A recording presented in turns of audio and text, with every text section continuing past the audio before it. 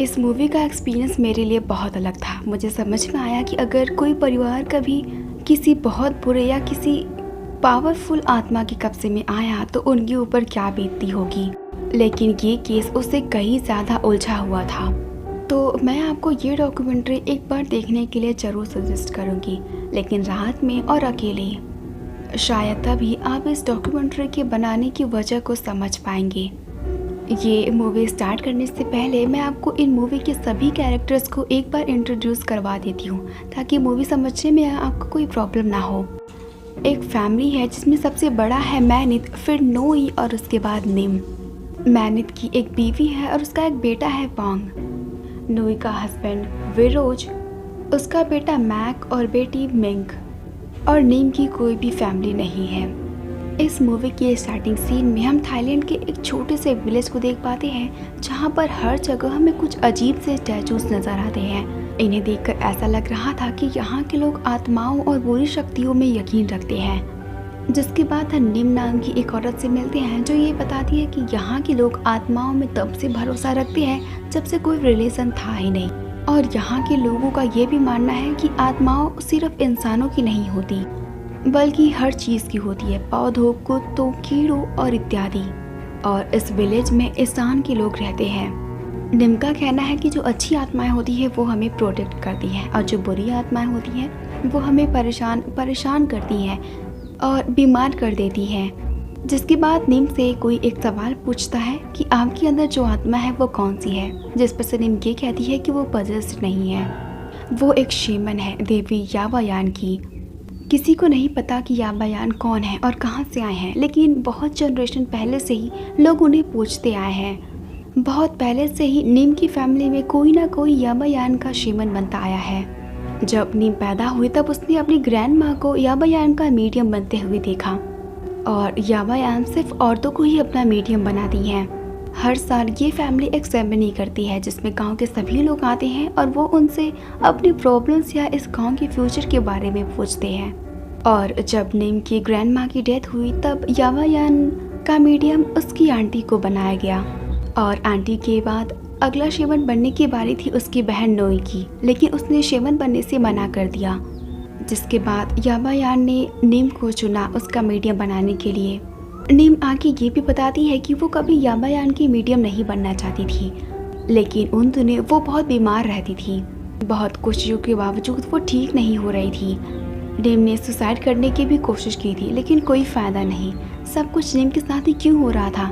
जिसके बाद वो यावायान की मीडियम बन गई, जिसके बाद वो लोगों की मदद करने लगी और अब वो बहुत खुश है। उसे तो ये भी नहीं याद कि वो यावायान का मीडियम बनने के लिए मना क्यों कर रही थी। उसे लोगों की मदद करके बहुत अच्छा लगता है। जिसके अगले सीन में हम निम को देखते हैं जो कि विरोज की फ्यूनरल में जा रही थी। विरोज नोई का पति। 1 साल पहले ही पता चला कि उसे कैंसर है। पता नहीं क्यों ये सांतिया फैमिली के सारे मर्द अननेचुरल डेथ से मरते गए। विरोज के ग्रैंडफादर को मजदूरों ने पत्थरों से मार डाला। विरोज ने अपनी ही फैक्ट्री में आग लगा दी और जब वो पकड़ा गया तो उसने सुसाइड कर लिया। विरोज का बड़ा बेटा मैक कुछ साल पहले एक मोटरसाइकिल एक्सीडेंट में मारा गया। जब नीम फ्यूनरल में पहुंचती है तो उसे पता चलता है कि उसके डैड की बॉडी सबसे पहले मिंग ने देखी थी। नोई की फैमिली में उसकी बेटी मिंग के अलावा उसका और कोई भी नहीं है। बाकी सभी लोगों की डेथ हो चुकी है। नोई की फैमिली में एक पेट डॉग भी है जिसका नाम लकी है। निम जब से यहाँ आई है तब से वो नोटिस कर रही है कि मिंग अजीब हरकतें कर रही है। वो बिना बात से लोगों से झगड़ा कर रही है। वो इतना ज़्यादा वायलेंट हो जाती है कि उसे कंट्रोल में रखना मुश्किल हो जाता है। अब उसी रात जब निम सोने के लिए जा रही होती है तब वो मिंग को देखती है जो कि एक बूढ़ी औरत को देख रही थी। वो बूढ़ी अंधी थी। निम उसे बहुत बार बुलाती भी है लेकिन मिंग आवाज़ नहीं देती। जिसके अगले सुबह निम को पता चलता है कि उस बूढ़ी औरत की डेथ हो गई है। वो अंधी थी, वो मंदिर के पीछे रहा करती थी। मरने की वजह किसी को नहीं पता। और उसे भीड़ में निम मिंग को भी देखती है। जिसके बाद वो सीधे नोई के घर जाती है और जब वहाँ पर वो मिंग का कमरा चेक करती है तब वहाँ पर उसे एक अजीब चीज़ मिलती है। निम उसके बारे में नोई से भी पूछती है लेकिन तभी वहाँ पर मिंग आ जाती है और वो उन्हें चिल्लाते हुए उसे अपने कमरे से बाहर निकाल देती है। निम नोई से पूछती भी है कि क्या उसकी बेटी अजीब हरकतें करती है।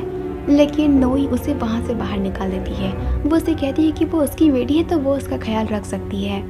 हमें पता चलता है कि मिंक ने अपनी अलमारी में जो चीज़ लटका रखी थी वो थी हल्दी की गांठियाँ। वो चीज़ आत्माओं और दूसरी बुरी चीज़। जिसके बाद बैक कैमरा से एक आदमी निम से एक सवाल पूछता है। हो सकता है कि मिंक के साथ ये सब चीज़ें इसलिए हो रही हों ताकि याबायान उसे अपना मीडिया बना सके, लेकिन निम कहती है कि उसे नहीं पता।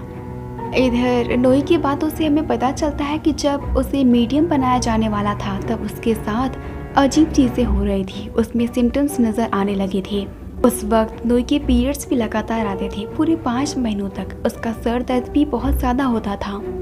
उस समय की जो शैमन थी उन्होंने नोई को एडवाइस दिया था कि वो एक्सेप्टेंस शैमनी करवा ले, लेकिन उसने मना कर दिया क्योंकि उसे कभी शैमन नहीं बनना था। जिसके बाद वो एक क्रिश्चियन बन गई। वो चर्च में जाती थी ताकि उसे कभी भी शेमन ना बनना पड़े, और ना ही वो ये चाहती है कि उसकी बेटी मिंक शेमन बने। वहीं दूसरी तरफ मिंक की हालत ख़राब होती जा रही थी। वो कभी कभी ऐसे बिहेव कर रही थी जैसे वो किसी बच्चे के नाटक कर रही हो। वो बच्चे के गेम्स खेलती थी, उनके शूज़ पहनती थी। उसी रात हम मिंक को एक पार्टी में देखते हैं जहाँ पर उसने बहुत ही ज़्यादा ड्रिंक कर लिया था, जिसके बाद वो अपने ऑफिस में जाकर सो जाती है। सुबह होने के बाद ऑफिस के सभी मेंबर्स वहाँ पर आते हैं और उसे उठाते हैं, लेकिन तभी अचानक से मिंक के पीरियड्स आने लगते हैं, जिससे वो बहुत डर जाती है और वहाँ से भाग जाती है। मिंक के साथ जो सब कुछ हो रहा है वो नोई को भी पता है, जिसके लिए वो मैनी से मिलने के लिए जाती है। वो उसे बताती है कि मिंक के साथ भी वही सब चीज़ें हो रही हैं जो मीडियम बनने से पहले उसके और नीम के साथ हो रहा था, जिस पर से मैनी उसे शर्मनी करने के लिए कहता है, लेकिन नोई मना कर देती है क्योंकि वो अपनी बेटी को शेमन नहीं बनाना चाहती। इधर नोई की हालत धीरे धीरे खराब होती जा रही थी। उसके पेट में हमेशा दर्द होता था, सर दर्द, और वो हमेशा गुस्सा करती रहती थी। नेम मिंक की मदद करना चाहती है। वो उसे कई बार पूछती भी है कि क्या तुम्हें लगता है कि कभी तुम्हें कोई बुला रहा है, लेकिन नोई उसे कभी उससे बात ही नहीं करने देती उसे बात, क्योंकि नोई को लग रहा था नीम ऐसा इसलिए कर रही है क्योंकि वो अपनी जगह मिंक को शेमन बनाना चाहती है, क्योंकि उसके खुद के अपने कोई बच्चे तो है नहीं। इधर बैक कैमरा से कोई नीम से पूछता है कि क्या तुम्हें अजीब सपने आते हैं, जिस पर से नीम ये बताती है कि ऑलमोस्ट उसे हर रात एक ही सपना आता है। एक बहुत बड़ा इंसान, उसने लाल कलर के कपड़े पहन रखे थे और बहुत सारे तावीज़। उसके हाथ में एक तलवार है और वो अपने पैर पटकता रहता है और तलवार से खून चाटता है। ज़मीन पर एक कटा हुआ सिर है और बहुत सारा खून पड़ा हुआ है। अगली सुबह मिंक अपने ऑफिस जाने लगती है, लेकिन शायद उसे याद नहीं था कि उसकी हरकतों की वजह से उसके बॉस ने उसे ऑफिस से निकाल दिया है। उसका बॉस ये बताता है कि धीरे धीरे उसकी ऑफिस से चीज़ें गायब हो रही थी, और जब वो सीसीटीवी रिकॉर्डिंग्स चेक करता है तब वो देखता है कि मिंक हमेशा अलग अलग लोगों के साथ इंटीमेट होती थी, और शायद इसी वजह से उसे उसके ऑफिस से निकाल दिया गया। मिंक को भी नहीं समझ में आ रहा था कि उसके साथ ये सब क्यों हो रहा है, और इसलिए उसने खुद को भी मारने की कोशिश की अपने हाथ की नसें काट कर, जिसके बाद उसे हॉस्पिटल ले जाया जाता है। और अब नोई निम के आगे हाथ जोड़ती है। वो उससे माफ़ी मांगती है सेरेमनी ना परफॉर्म करने के लिए। वो निम से कहती है कि वो एक्सेप्टेंस सेरेमनी करवाने के लिए तैयार, लेकिन निम ये कहती है कि वो मिंक का सेरेमनी नहीं कर सकती क्योंकि मिंक के ऊपर जिस आत्मा का साया है वो यावायान नहीं है।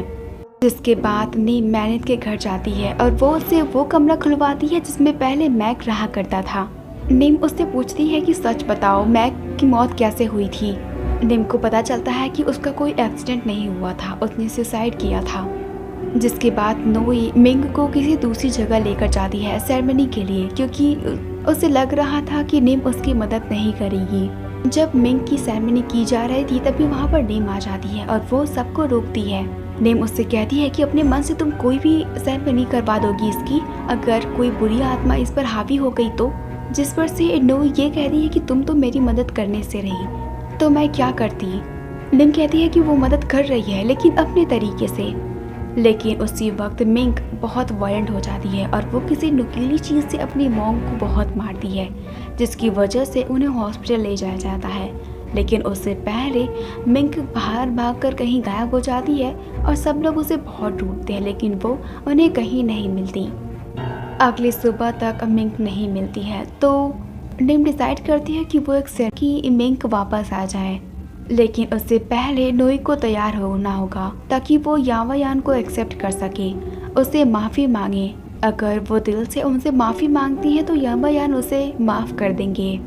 जिसके बाद नेम, नोई, मैनित ये सभी लोग मिंक के रूम में जाते हैं और वो सभी चीज़ें इकट्ठा करते हैं जो मिंक जगह जगह से लाई थी, क्योंकि इन सभी चीज़ों में उन आत्माओं का निशान है जिनका असर अभी मिंक पर दिख रहा है। ये सेरेमनी ये लोग वहीं पर करते हैं जहाँ पर मैक ने सुसाइड किया था। मिंक को गायब हुए 1 महीने बीत गए हैं लेकिन अब तक वो नहीं मिली। वहीं दूसरी तरफ निम अब तक वो सेरेमनी परफॉर्म कर रही है। सेरेमनी परफॉर्म करते वक्त निम को कुछ समझ में आता है, वो अब तक कुछ और ही समझ रही थी। ये जिसका काम है उसका मैक से कुछ भी लेना देना नहीं है। जिसके बाद नीम भागते हुए एक पुरानी फैक्ट्री के पास जा और वहाँ पर उसे मिंक मिलती है बेहोशी की हालत में। जिसके बाद मिंक को हॉस्पिटल ले जाया जाता है, लेकिन नीम फिर से यावायान के पास जाती है एक बार फिर से प्रे करने के लिए ताकि वो मिंक को माफ़ कर दे और उसकी जान बचा ले। लेकिन जब वो वहाँ पर पहुँचती है तब वो देखती है कि यावायान के स्टैचू का सिर किसी ने तोड़ दिया था, जिसे देखकर वो बहुत चिल्ला चिल्ला कर रोने लगती है। शायद ये वही वक्त था जब मिंक पूरी तरह से पजेस्ड हो चुकी थी। जिसके बाद नीम तुरंत ही मिंक के पास जाती है। वो उससे पूछती है कि कौन हो तुम, लेकिन मिंक ये कहती है कि वो यावायान है, लेकिन नीम अच्छे से जानती है कि वो यावायान नहीं है।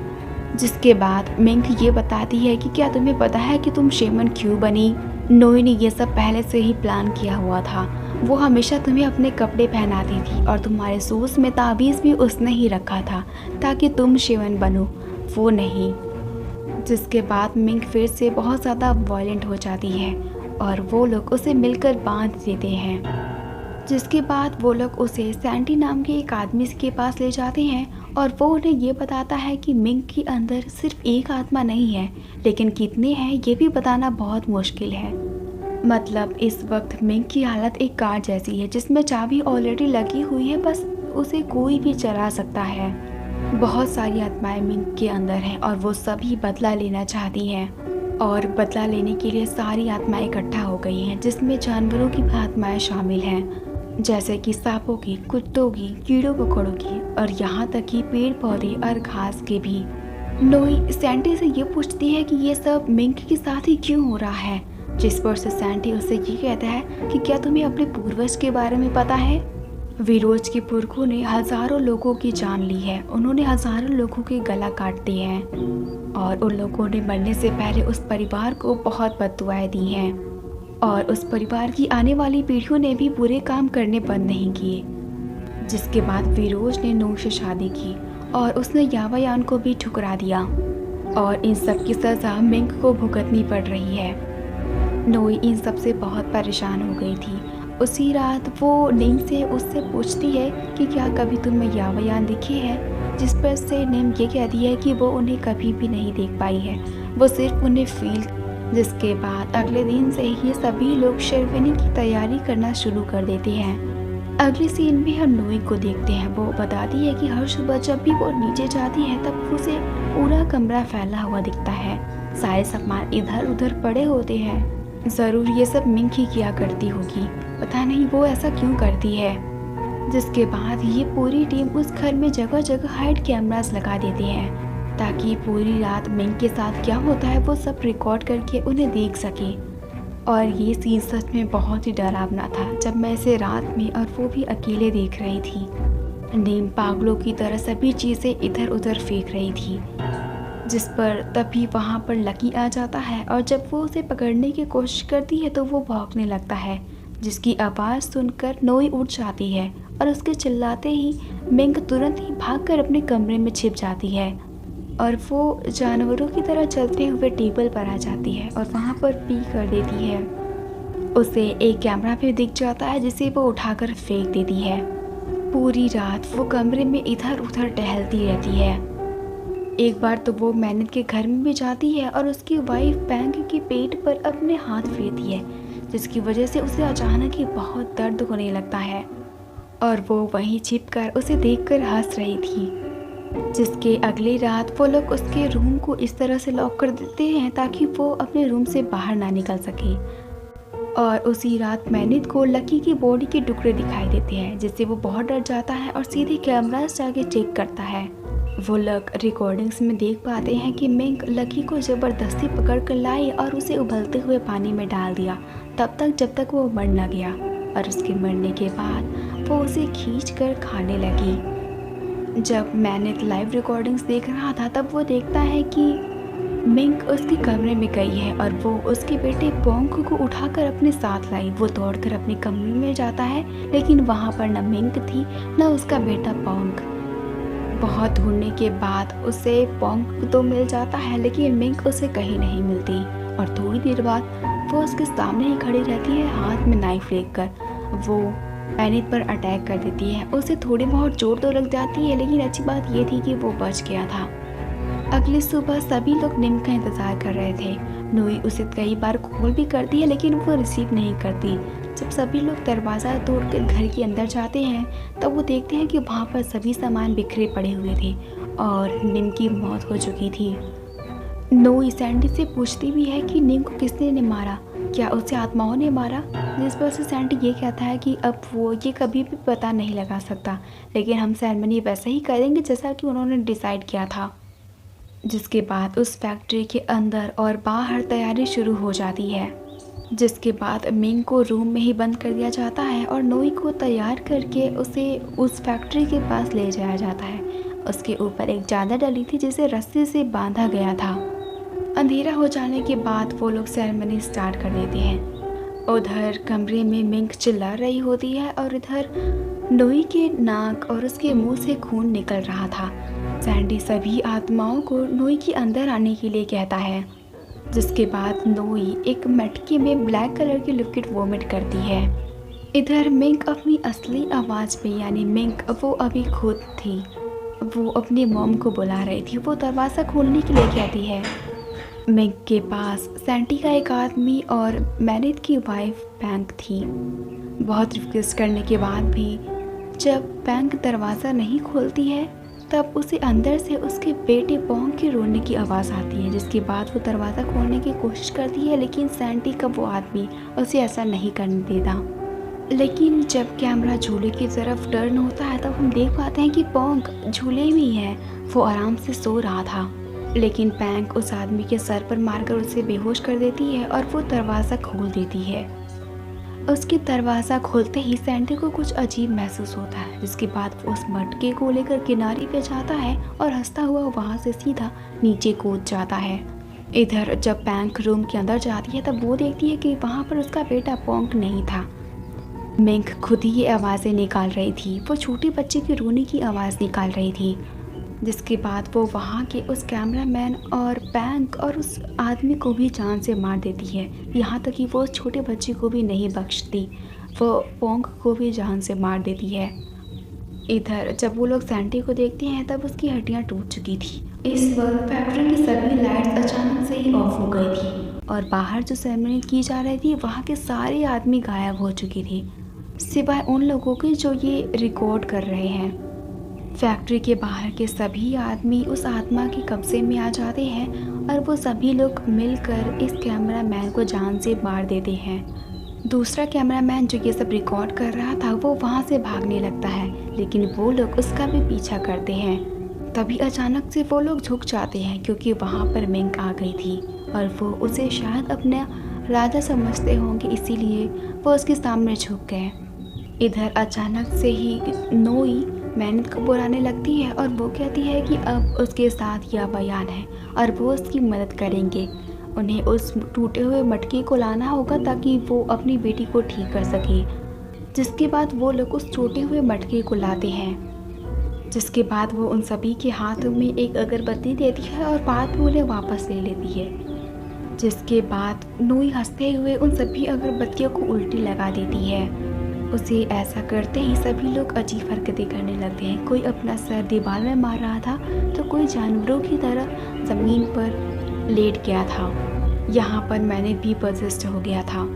मैनित भी यहाँ के एक कैमरामैन को जान से मार देता है और दूसरा वाला कहीं पर जाकर छिप जाता है। जिसके बाद वहाँ पर मिंग भी अपने लोगों के साथ आ जाती है, यानी अपने शैतानों के साथ। लेकिन मिंग के आते ही उसकी मॉम नॉर्मल हो जाती है। वो उससे कहती हैं कि अंदर जो भी शैतान है वो बाहर आ जाए और उसे समर्पण करना होगा यामायान की शक्तियों के आगे। लेकिन मिंग अपनी मॉम को जिंदा जला देती है। मतलब इस सेरेमनी में जिसने भी हिस्सा लिया था वो सभी मारे गए, या फिर यूँ कहें कि वो सभी शैतान के द्वारा पदस्थ कर लिए गए। फिल्म के आखिरी सीन में हम निम को देखते हैं। मरने से पहले उसने कहा था कि उसे नहीं पता कि उस सेरेमनी में क्या होगा, कुछ ठीक भी होगा या नहीं। लेकिन वो ऐसा क्यों कह रही है? क्या तैयारियों के दौरान कुछ बेकार हुआ है? निम का कहना था कि कभी उसे पता ही नहीं चला, कभी उसे लगा ही नहीं कि यावायान उसके साथ है। जिसके बाद वो रोते हुए अपने कमरे में चली गई और खुद को बंद कर लिया। और ये मूवी यहीं पर ख़त्म हो जाती है। आपका शिमन के बारे में क्या कहना है? मुझे